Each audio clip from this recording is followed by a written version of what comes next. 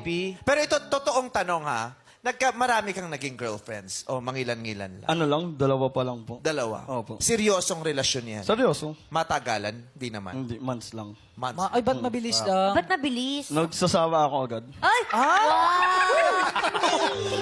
Honest siya, no? Ang bilis Bigla natawa siya. asawa ko. Di ba? Kahit ikaw natawa sa kalokohan.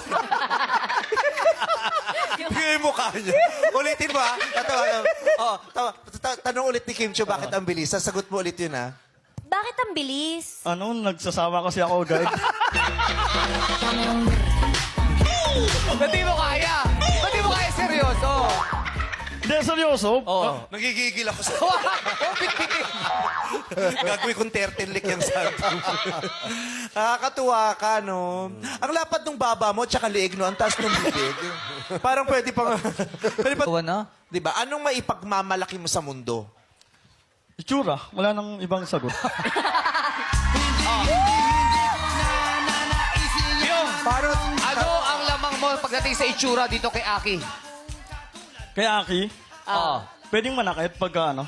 Manakiwa? Grabe ka naman.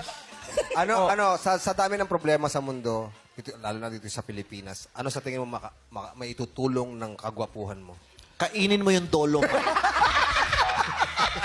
Ay, bakit? Ginawa mo vacuum mo. Buhangin. Hindi, ano, yung... Ginawa mo siyang ba? Yung itsura ko, pambalansi ng problema sa mundo. Which Yes. ang dami na natin problema. Ang gawin nyo, tumingin lang kayo sa akin, ayan, yung mga problema nyo, mawawala na. So, eto na siya. Oo.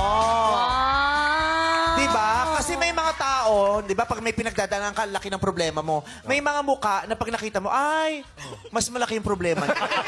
Oo, ito malalagpas ako itong problema ko. Correct.